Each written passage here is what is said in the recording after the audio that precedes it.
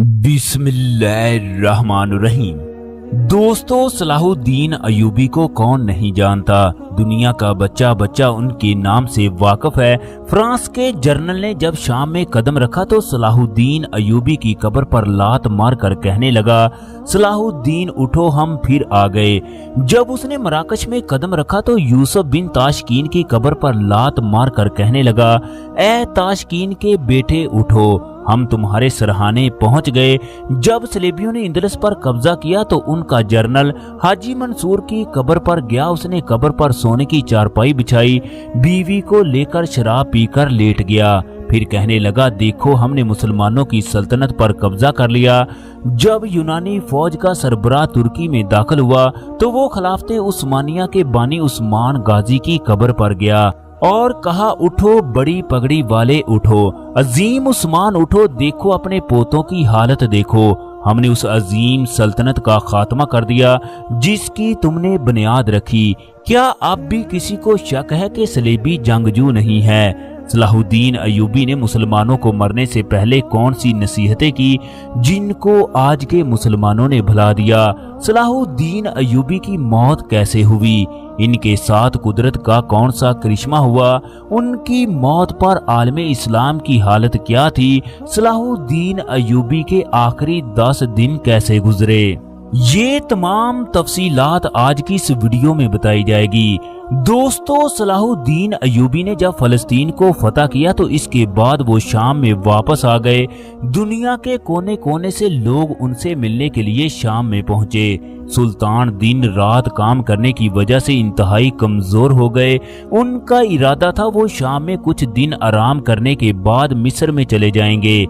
सुल्तान Salahuddin Ayyubi को बैतुल मुकद्दस के वजीर से बहुत ज्यादा लगाव था, लिहाजा उसे वहां से बुला लिया गया। दोस्तों, जब ये वजीर सलाहुद्दीन अय्यूबी से मिलने के लिए दमिश्क में पहुंचा तो सुल्तान उससे बगलगीर हो गया। उसकी आंखों से आंसू जारी हो गए। सुल्तान ने अपने बेटे मलिक अल अफजल से वजीर का तारुफ करवाया। इसके बाद सुल्तान सलाहुद्दीन अय्यूबी ने वजीर से कहा, मक्का से आने वाले हाजियों के इस्तकबाल की तैयारियां की जाएं। मैं भी इनके इस्तकबाल के लिए जाऊंगा।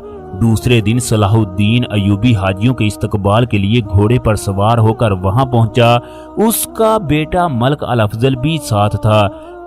जैसे ही यह खबर बाजार में पहुंची तो लोग सुल्तान को करीब से देखने के लिए दौड़ पड़े। सुल्तान के साथ उस दिन कोई भी गार्ड ना था।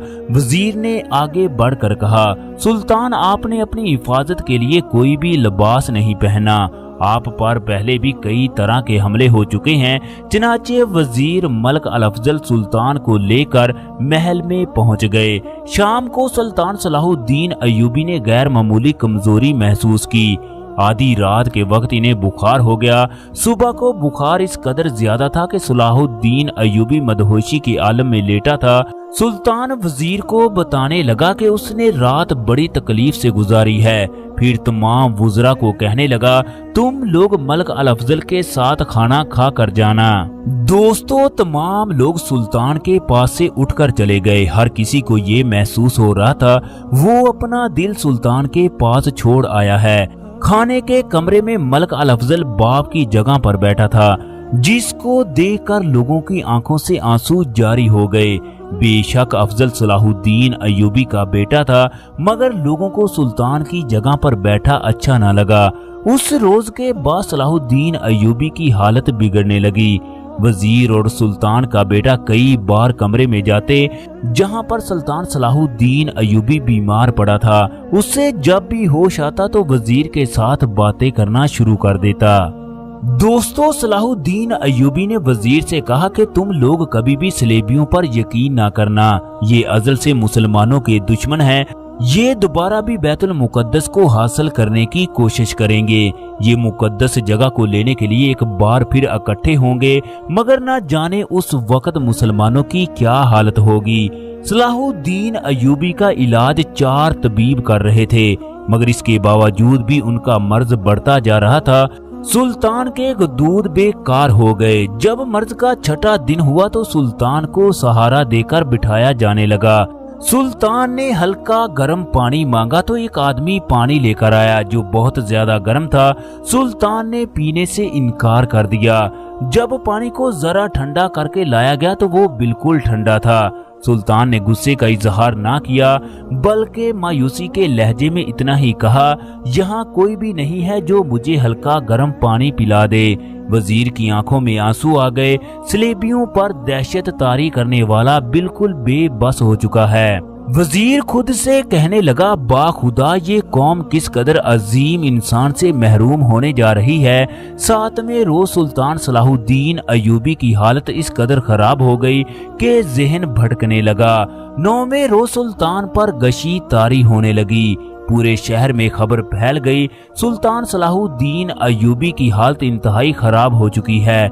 मौत की खबर सुनते ही तमाम शहर पर उदासी तारी हो गई। दोस्तों, आखिर वो वक्त भी आ गया जब सुल्तान ने बोलना छोड़ दिया। कोई आदमी अंदर से आता तो वजीर सुल्तान की हालत के बारे में पूछ लेता। 10वें रोज तबीबों ने कुछ दवा दी जिसकी वजह से सुल्तान को कुछ अफाका हुआ। फिर पूरे महल में खुशी मनाई गई। दूसरे रोज फिर सुल्तान की तबीयत खराब हो गई। अब तमाम लोगों को यकीन हो गया सुल्तान का आखिरी वक्त आन पहुंचा।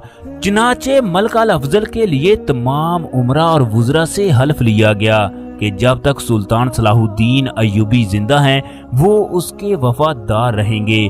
उसकी हुकूमत को बरकरार रखने के लिए सुल्तान का साथ दूंगा। सुल्तान की खातिर अपना जानो माल, अपनी फौज, सब कुछ कुर्बान कर दूंगा।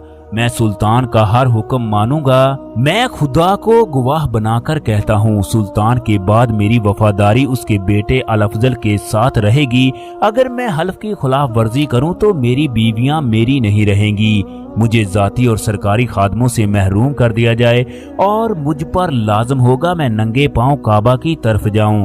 बीमारी के 11वें रोज सलाहुद्दीन अयूबी की तवानाई बिल्कुल खत्म हो गई। तमाम उम्मीदें दम तोड़ गई। इमाम अबू जाफर को सलाहुद्दीन अयूबी के नजदीक कुरान मजीद पढ़ने के लिए मंगवाया गया। चनाचे इमाम अबू जाफर ने कुरान मजीद पढ़ना शुरू कर दिया। सुल्तान पर कभी गशी तारी हो जाती तो कभी होश आ जाता।